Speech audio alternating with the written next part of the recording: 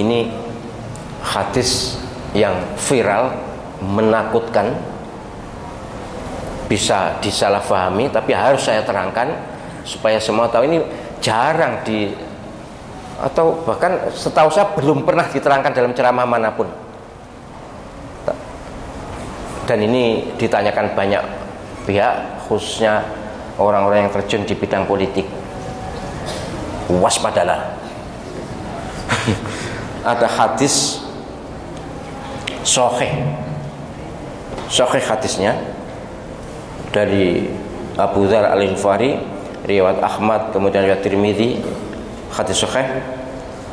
Bunyinya begini: Isma'u, hal sami'tum annahu sayakunu ba'di umara, faman dakhala alaihim fasaddaqahum bikadzibihim wa a'anahum ala zulmihim falaysa minni walastu minhu walaysa biwaridin alal haudi. Maknanya Rasulullah sallallahu alaihi wasallam bersabda, Isma'u, dengarkanlah, perhatikanlah, neng tengklengno, bahasa Jawanya perhatikan itu tengklengno gitu ya. Apakah kalian pernah mendengar bahwa setelah saya nanti, Rasulullah SAW, akan ada para pemimpin? Jadi dengarkanlah, setelah saya nanti akan ada para pemimpin.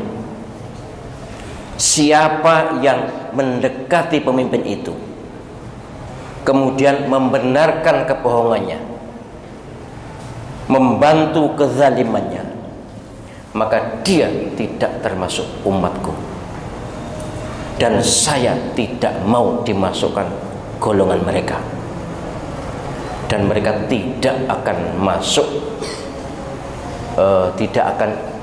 haud itu telaga Muhammad namanya. Nanti semua nabi itu punya telaga yang paling luas, telaganya Nabi Muhammad sallallahu alaihi wasallam.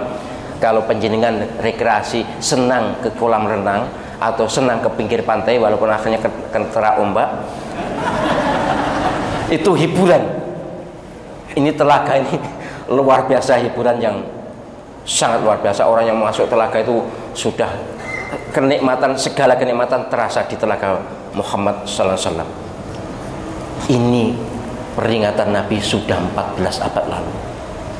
Nanti akan ada pemimpin yang jika ada umatku yang mendekat, kemudian membenarkan kebohongannya, menolong kezalimannya, maka dia tidak termasuk umatku, dan saya tidak mau dimasukkan golongan mereka, dan mereka tidak akan merasakan telaga saya. Astagfirullahaladzim. Muka-muka kita tidak termasuk golongan ini. Muka-muka kita termasuk orang-orang yang bisa masuk telaganya Nabi Muhammad sallallahu alaihi wasallam, tidak membenarkan kebohongan pemimpin dan tidak membantu kezaliman pemimpin. Tapi pemimpin ini ada di Afrika sana. Ya, tidak ada di Indonesia, tidak ada, tapi banyak. Abu Dzar bertanya begini, yang meriwayatkan itu Abu Dzar yang meriwayatkan hadis ini, ya Rasulullah, ayyu syai'in akhwafu ala ummatika minad dajjal. Wahai Rasulullah, adakah yang engkau khawatirkan dari umatmu selain dajjal? Adakah ujian, adakah fitnah ya ujiannya yang lebih besar dari dajjal? Jawabnya singkat, ini juga harus diwaspadai. Iya, ada al-a'immah al-mudillin, para imam yang menyesatkan. Apakah ada imam yang menyesatkan? Nah, Nabi menyebutkan, berarti ada. A'immah itu ya para ulama.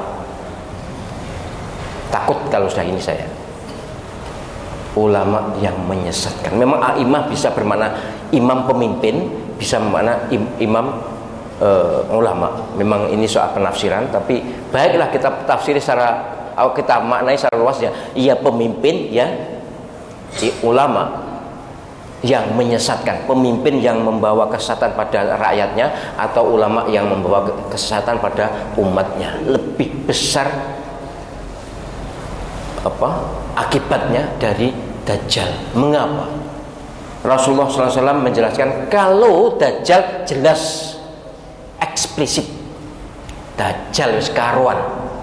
Tapi kalau pemimpin, kalau ulama, kan kita pemimpin pantas dinut, kita kan ulama pantas diikut,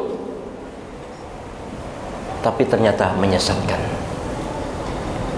Ini lebih berbahaya karena yang ikut ndak kroso, ndak terasa bahwa saya dibawa kepada kesesatan.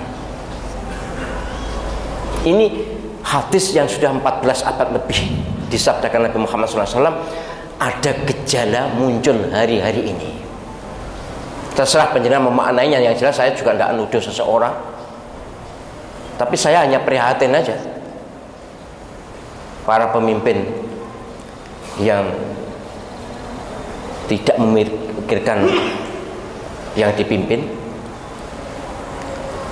para ulama yang tidak memperhatikan umatnya.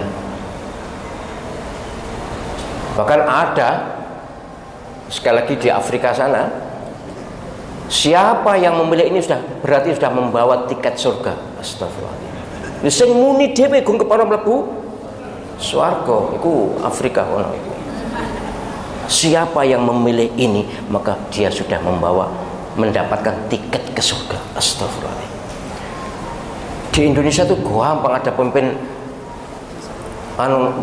mamerin swarga itu. Mungkin gini bener, siapa yang memilih ini dapat angin surga, itu baru angin surga, ngerti? Angin surga itu kan, tapi itu salah juga loh ya, salah. Itu melecehkan tuh. Swarga kok angin surga adalah bahasa lain dari kentut, ngonyek itu. Enggak, saya enggak setuju itu. Kentut ke angin surga, ya angin neraka lah ya, atau yang enggak usah disebut angin apa, tapi yang jelas kentut itu di dalam sakit keluar itu tengkar, di dalam sakit perut kalau keluar tengkar, ya hukum kepala tengkar sih, tapi ya yang jelas tidak nyaman. Baik, dua ini yang moga-moga menjadi pelajaran kita semuanya. Silakan kalau ada yang bertanya, bebas pertanyaan apa saja.